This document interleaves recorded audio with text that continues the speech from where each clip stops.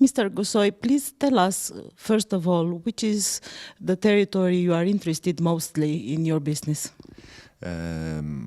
Firstly, hello, Daniela.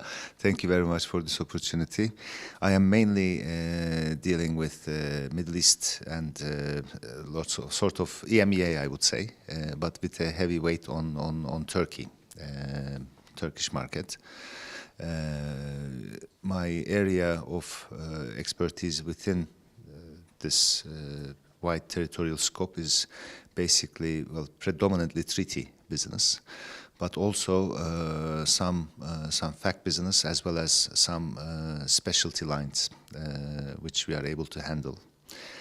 And where I believe you really need to be able to change the hats between two classes, either treaty or FAC, as needed, because sometimes you generate treaty solutions to common FAC problems, and vice versa. You may have treaties where they will require a facultative solution. So it's nice to be able to, I have found over my years of experience that it's very useful to be able to juggle between the two branches. I think you have to deal with two very different kinds of markets. Turkey is a major market with lots of companies and old companies. And on the other hand, the CIS, the CE countries, are very young markets, completely different in many respects. Which of them seems more challenging for you, and which is also most interesting in the same time? Thank you. Well, because I think I have started my career as an underwriter in ARIG, you probably will remember, and then worked in London and then came back to Turkey. And those years, I mean, in the last, this is covering a scope of 17 years. Turkey was not in a much different state than many of the markets I'm visiting today. 15, 17 years ago. But the growth rate was so impressive that it developed quite quickly. So what is most interesting to me is in the territories I visit, the trends the markets follow are quite similar. People don't discover America, you know, a separate way. It's pretty much on a similar route. What is that? It's awareness of insurance, education. This starts getting, spread amongst the population, the public, and the quality of the people working for the sector. It starts increasing over the years. The qualifications go up.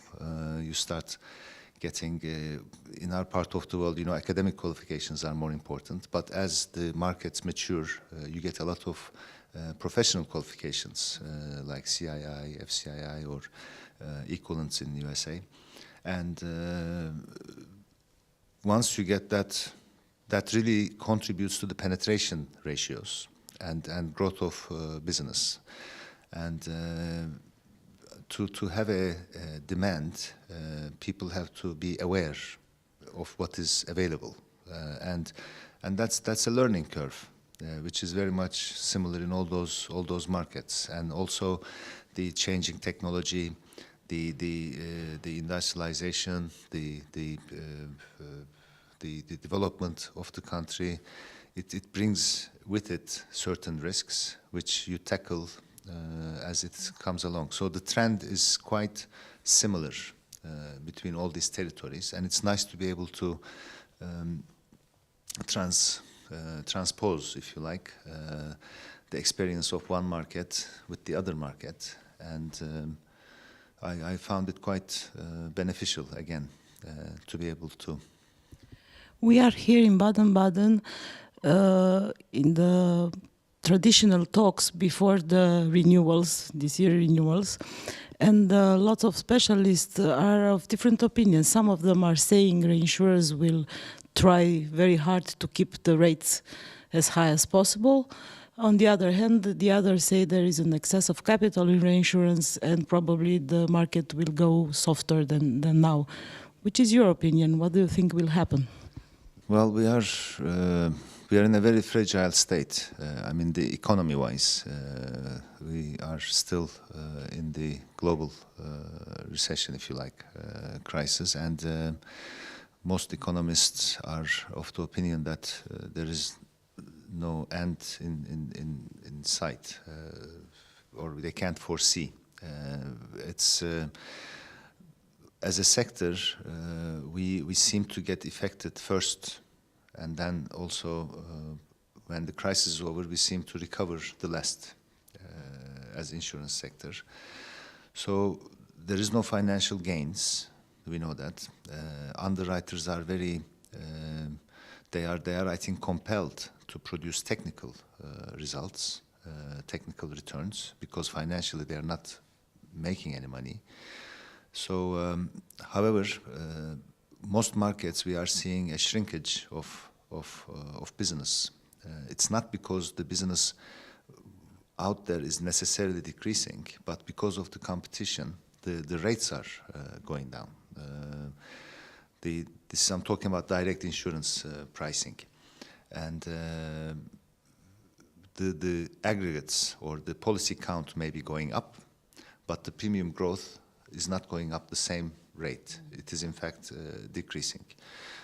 So there is a lot of resistance from the client side who are suffering financially to cut their costs. The reinsurers have enjoyed some loss-free years, and I think they have capacity and capital available to them, which they also are compelled to get returns on. So it is a tug of war, which I think equal pressure from both sides, which tells me we should expect somewhat a flat renewal, maybe plus or minus 5% in cat prices. But unless something happens between now and the end of the year, like a mega loss or a mega event, I think flat to maybe minus a couple of percent points. So I don't expect a major softening or a major hardening, because there's resistance and pressure on both ends of the scale. Do you think maybe the Eastern countries, the CIS, as the insurance has a very low penetration and then insured losses are not very high, can have a special treatment in this respect, maybe better rates or something like this? Definitely. The rating, I mean, when we talk about individual rates, it is the pressure on the rates is again purely out of the competition amongst insurance companies. The only perception of competition seems to be price competition. So instead of going for product differentiation or increasing their product range or working on the insurance penetration, they fight for the existing cake and just try to get a bigger piece of that cake, even at a lower cost, or a lower premium, if you like. So there is a huge potential because the penetration is low. If we can access the uninsured part of the population, I think to grow the cake rather than fight over the same cake, I think everybody will benefit from this. And insurance is something which people tend to discard during an economic crisis because of cost. They don't want to pay the premium. They see it as an additional cost. However, the values you lose during a crisis situation are much harder to replace. So I think insurance should be,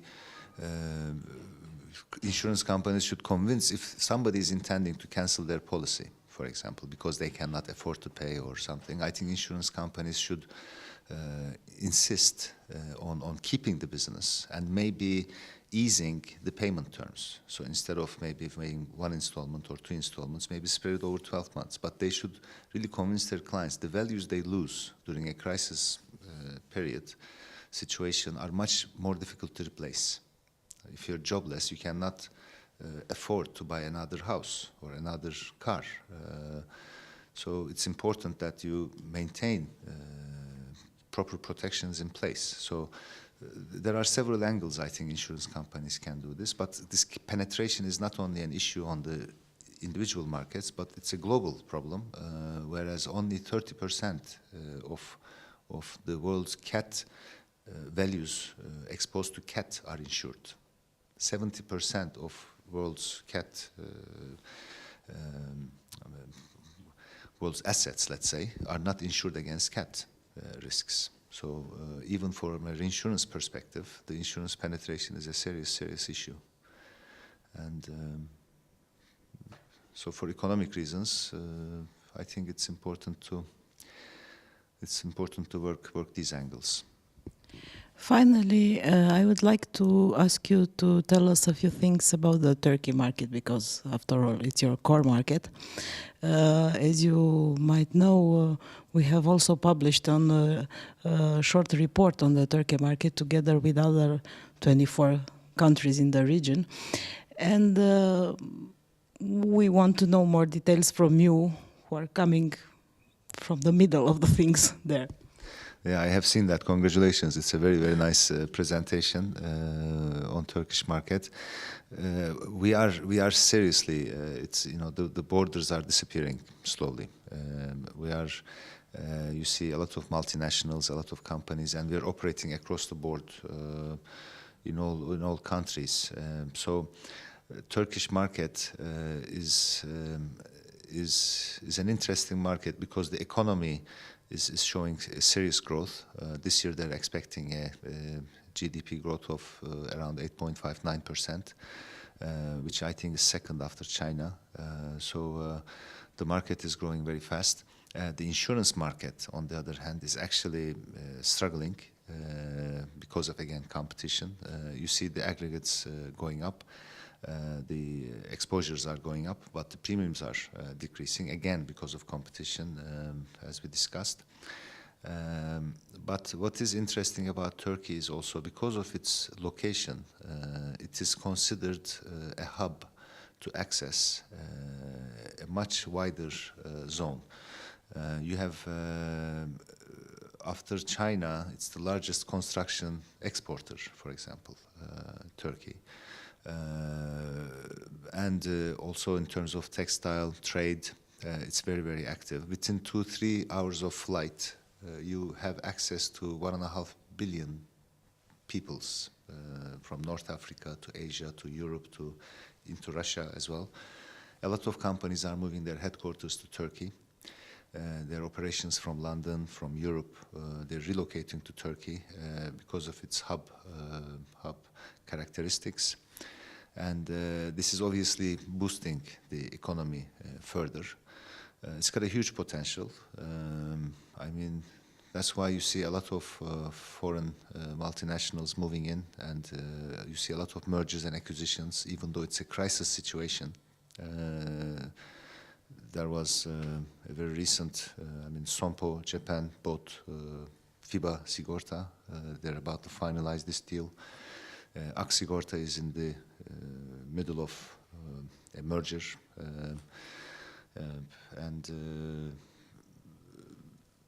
so there is a lot of potential, which, despite the crisis, is attracting foreign capital and foreign investments. And it is a very interesting market to be in, not only for Turks, but for others as well, because if they want to access territories like Iraq, Syria, even some parts of North Africa, Turkey is a good channel because of their good relations, good contacts, and I see that not only in insurance but in in all lines of business. It's a very dynamic market. I think one should not push aside. Okay, thank you very much, Mr. GURSOY. I hope to see you again soon at XPRIMM TV and maybe also in Romania. We were at XPRIMM TV from Baden-Baden.